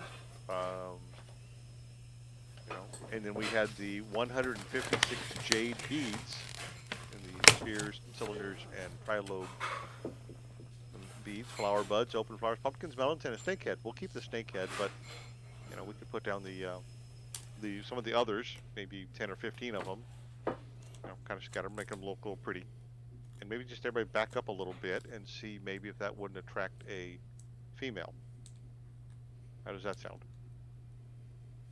So we'll put the gems here, kind of toward this little point that sticks Okay. out, and then back up a little bit so we can still see them. Um, and then wait and see if if this female will show up to, you know, but maybe a show of holding them up in the torchlight so they can see they're shiny and reflective, and then, you know, and then kind of make a little pile out of them. I'm gonna use one of my what is it called? That's features. All right. Make a persuasion check. With advantage because there's jewelry involved. I'll say sure, Thank and you. then just trying to let me know when you're doing what you're doing. Oh, I was gonna say I was gonna use one of my things, my magical tinkering things, and then make one of them smell like perfume. Okay. Okay, so, persuasion check with advantage. Yep. All right, now Casper has no ability to persuade people. Anybody else want to try this? Meaning I have a 0 in this, so it's a straight roll. I mean, I can do it if you want me to set down the gemstones and everything. Do your best bard impression. You know the what's it, you know, Lomeo and Nuliet or whatever her name was, So I mean, I'll go up, I'll like set down the gems, and then once I'm done setting them down, I'll like take a bow as I'm backing away.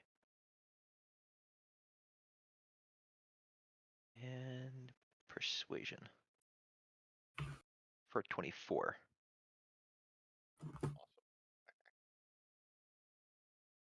awesome roll. Good job.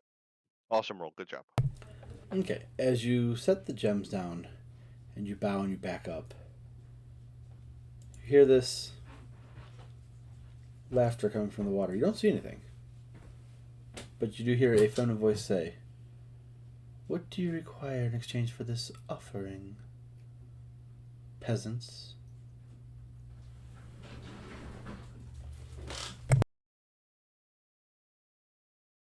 You got her attention. Start talking. Um,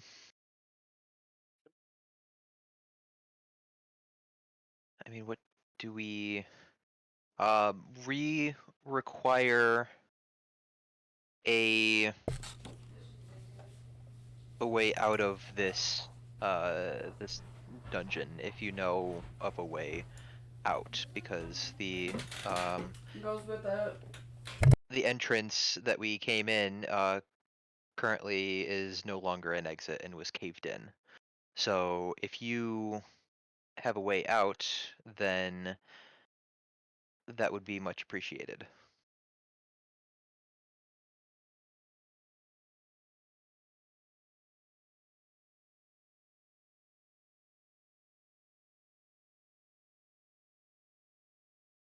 You see a hand come out of the water here and grab one of the stones, and as it goes back into the water, it disappears.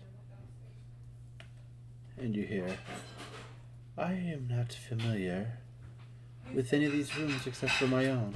The toilet keeps running. I'll look into it.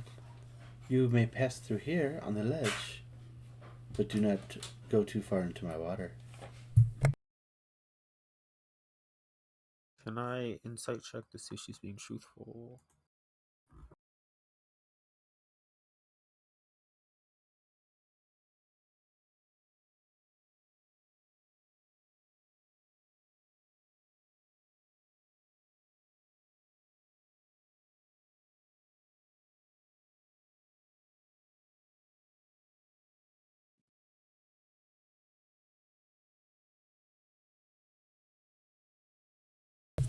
What was that, Trenton? I'm sorry.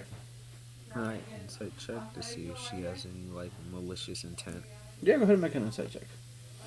As you see the hand come out and grab a few more gems and disappear into the water again. With L guidance. Oh my god. Oh my god. 6. She seems as though she's being truthful. Seeing one of the jade flower sort of gemstones, it will remind me. We're also looking for a jade brooch sort of thing with Tablet. tablet. With bat deities. I think the name was Zilla. Do you know anything about that? No, I'm sorry I do not. However, I have something that may help you. And the hands. You see this for a real quick glimpse. Actually, can I get a picture? Hold on 1 second. There's not one in the thing.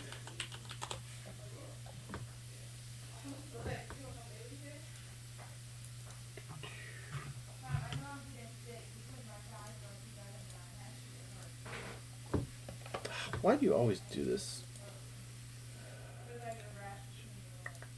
I hate it when it's as a web file and not as what I want it to be.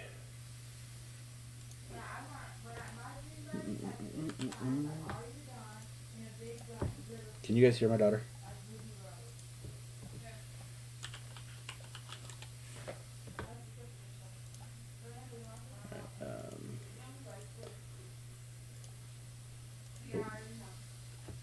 That is what you see real quick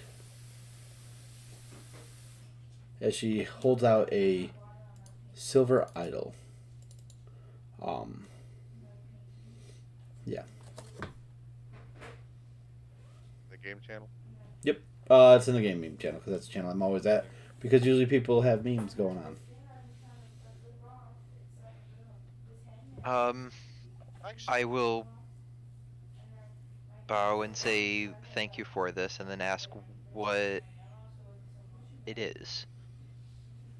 Figure it out, and she'll disappear into the water. And as she fully submerges water, she disappears completely. Like you're looking at her go down in, and then she's just gone.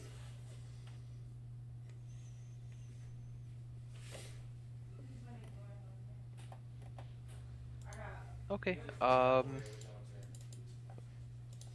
I look over at Casric. Very good plan. We. Unfortunately, where you gotta go. She said that we're able to cross the waters, the ledge there. So I mean, you might have to go do a little bit of swimming. But we can go to the double doors across to her pool, as long as we don't go towards the center. By the way, I apologize.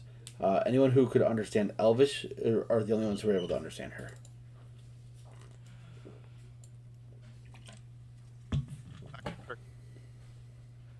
Actually, not Hermie. So, who speaks Elvish? Elvish or Sylvan? Alright. I do not. Does no I one know know Artemis those does. 2 languages? I have Celestial and Infernal. Hey. Alton was translating the whole time. Thank you all. Okay, Declan Uh, does as well. Yeah, I have Dwarvish, Draconic, and Celestial.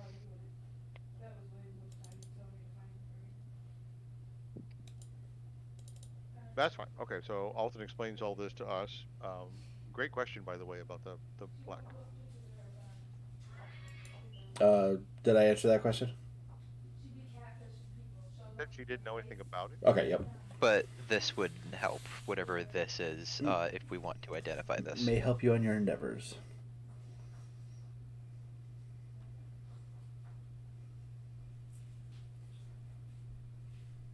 And what is this? What did she hand us? A silver idol. Let's see. I Worth will. about 15 gold to the right seller. I'm gonna go ahead and investigate it, see if I can, try to discern if there's some sort of secret to whatever this is. Yeah, go ahead and make an investigation check. If not, we might have to, identify it or something. So, Yeah, sorry, catching up. Dacton does speak Elvish, and he can identify if we sit here for a couple minutes. looking at this idol, there's nothing spectacular about it until you realize that there's actually a small little seam, and as you pop it open, it's actually holding 2 things. A potion of some sort, and wrapped around the interior as you pull it out is a pair of gloves.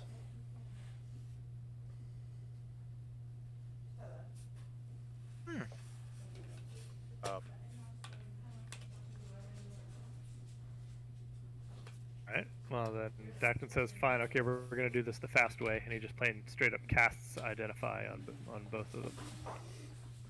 Okay, so the gloves are those, and the potion is that.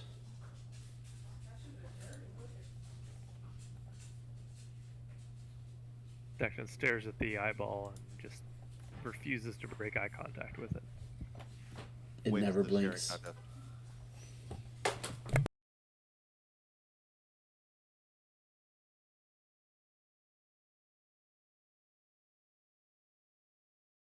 Okay. Gloves and a potion. Will say hi. Who? Will. Hi, Will. He said hi. Will, I am.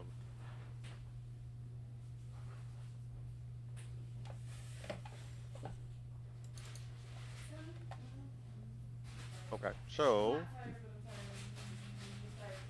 now I gotta go remember what the hell these 2 items do.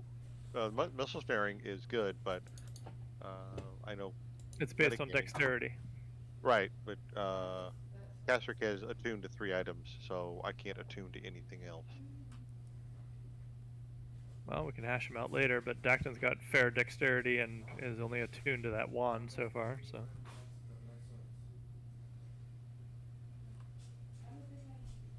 But you need a rest to attune to something anyway, so Yes. we can worry about it later.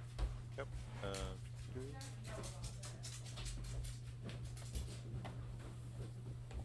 So anybody can use them. They do require attunement, and you use up your reaction to reduce damage. That's what it is. Yeah, it's like the pseudo monk feat. Yeah, kind of. And the potion of clairvoyance.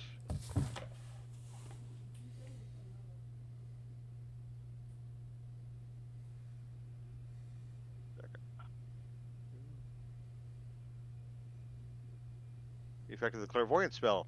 That doesn't help me at all. Create a visible sensor within range in a location familiar to you, a place you have visited or seen before, or at an obvious location is unfamiliar to you, such as behind a door, around a corner, or a grove of trees. Sensor remains in place for the duration of the effect, 10 minutes, and cannot be attacked or otherwise interacted with. When you choose the spell, you either see or hear You can use the chosen sense through the sensor as if you were in its place. As an action for the 10 minutes, you can switch between seeing and hearing. Okay, so for 10 minutes, we can essentially say, DM's discretion at this point, we walk up to a door and go 3 feet beyond this door. Because that is a location, it's an obvious location that is unfamiliar to me, such as behind a door or around a corner. And the sensor will appear there, and then we can look, but you look from that location. So, I mean, if we were to, for example,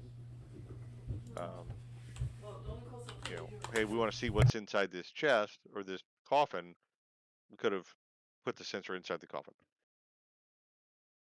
All right. But it doesn't appear to move once you place it, and The sensor remains in place for the duration. right. So Okay. once you put it there, it's there. That's it. So it's not like you can put it and then put it and then put it and hopscotch along. So, like I said, if we can figure out a beneficial reason to have it, it could definitely help. Okay. All right. Updating the loot. Party loot.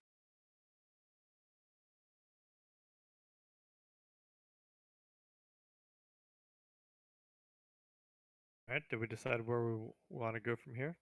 Well, okay. Is there a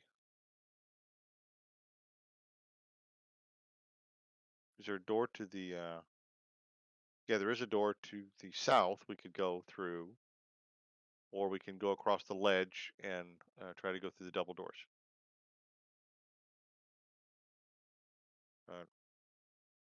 South kind of takes us back toward the crawfish room. Yeah, that might be the blocked door. So I think double doors. I think double doors too. And we've been nice. We offered something. She accepted it.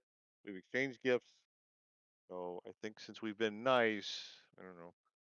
You know, usually you're nice to a lady, you give her jewelry, they're usually nice back to you.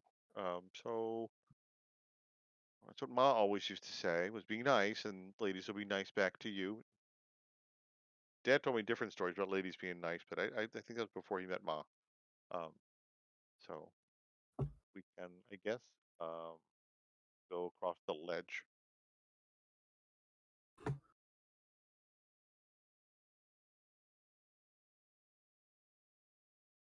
All Well, right. since I was the one talking, I will go ahead and go across it first. Okay. Does this ledge look very sturdy?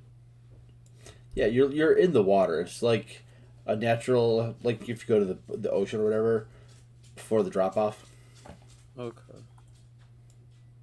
or in our case, Green Lakes.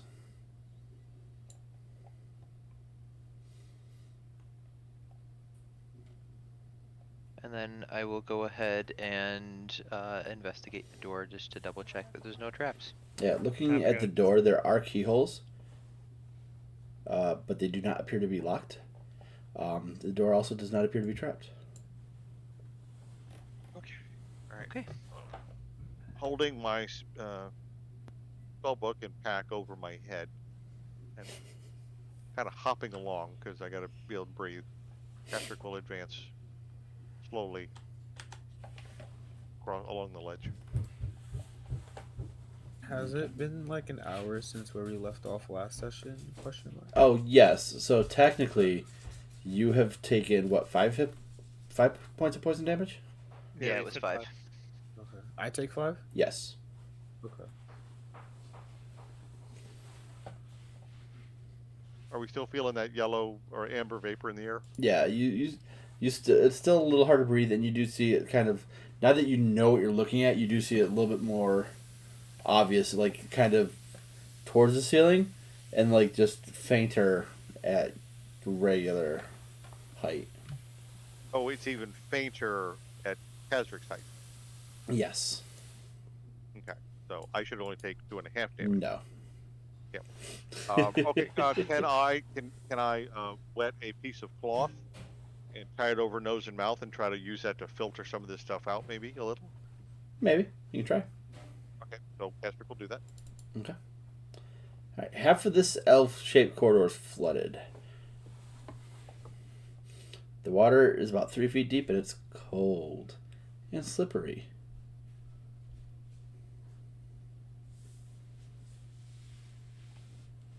Fun.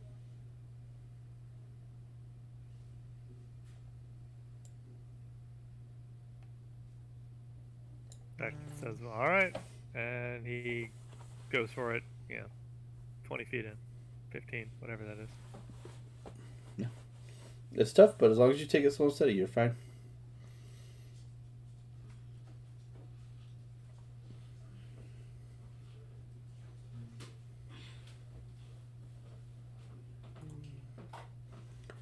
Okay. Caster, what's your passive perception? Not great. 1 second, I will tell you. Passive perception.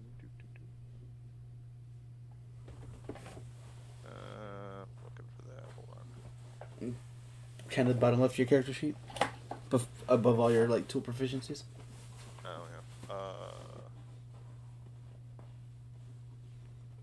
11.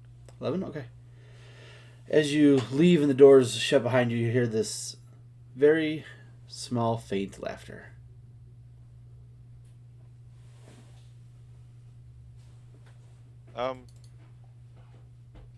She's laughing at us, guys. Going slow and steady up this corridor. He's probably just happy that we gave him the gems. Or we're falling into a trap. Uh-huh. Nonetheless, this is gonna be fun.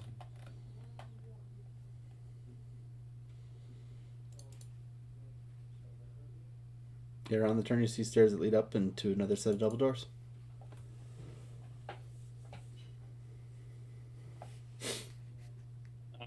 Are we able to tell if she's laughing at us or because she's just happy? You do not hear the laughter.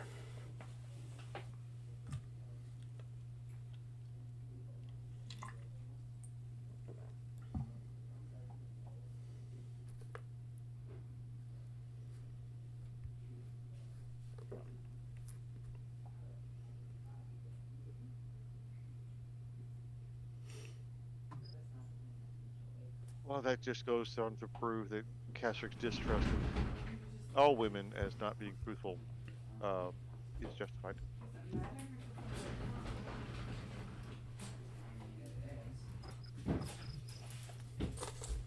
Okay.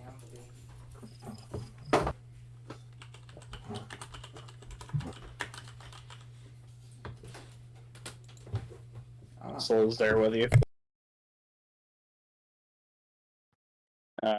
Because women don't get as muscular, and muscularness is next to godliness.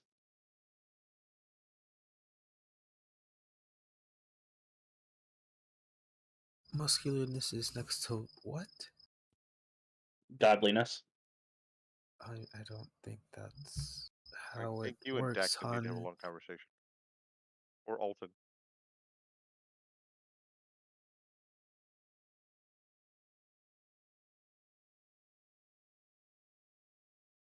I don't think that's how that works, hon. But you do you if it makes you fight better.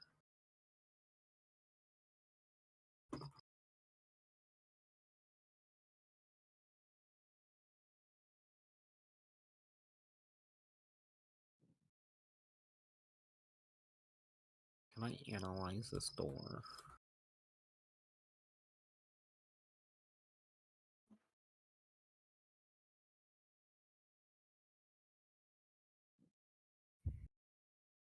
This door looks mean.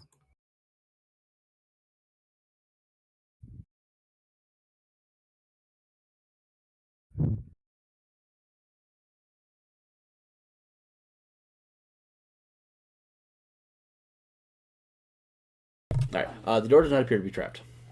Or locked. Wow. That's even more suspicious. Is there a lock on it? No. Okay. I thought it was like. Oh, I'm sorry. lock-on, Yes, but not locked. the doors have keyholes, but they are not locked. Sorry, my apologies. What about the double doors that we went through? Did they have keyholes but not locked? Yes. Okay. I will. We can open them from a distance. Alright, yeah. Because they're unlocked doors. Thaumaturgy can just open the doors. They can open unlocked doors.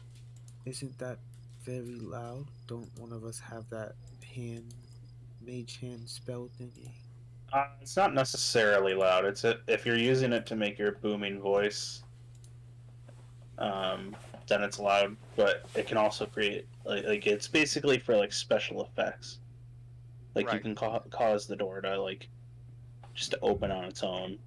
Like it's the "Ooh, fear me, I'm a wizard" spell cantrip.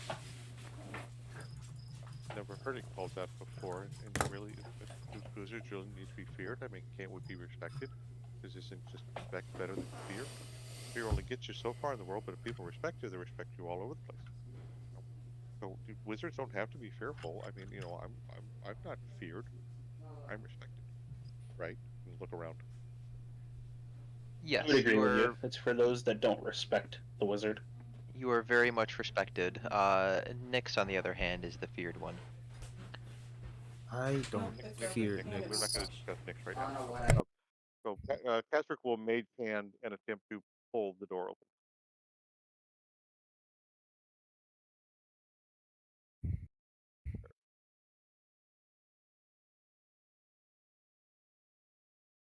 Reveals another corridor. This hallway is 20 feet wide and has piles of rubble and debris scattered along its length. The walls are covered with frescoes. The south wall displays scenes of a battle between natives and invaders. The north wall depicts people questing for a new land. Their experiences during the journey include crossing treacherous mountains, sailing over storm-tossed seas, and receiving the guidance of the gods in their battles to keep their homeland free from invasions. In the center of the wall, about right here, is a painting of a pyramid with a temple atop it and the sun shining over the land. Double bronze doors stand in the eastern end of the south wall, which is where you guys came from. Down the hall to the west is an archway carved in the form of twinning serpents. Beyond it, the corridor continues on into shadow.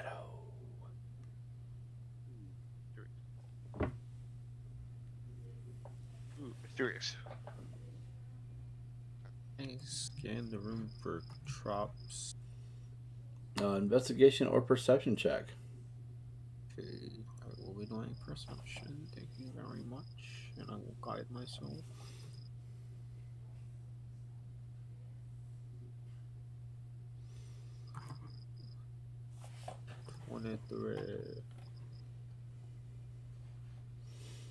As you are walking through and looking for traps, you take a closer look at the pyramid painting, and you realize that the sun is concealing a secret door.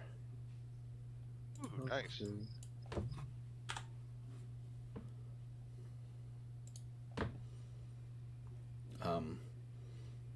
The work the work of the sun that depicts the sun is separate from the rest and can be depressed and opened up.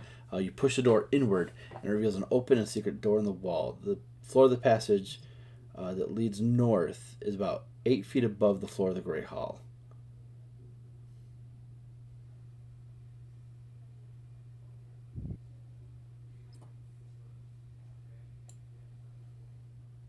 Acton sent you a note. Well, wasn't a private note.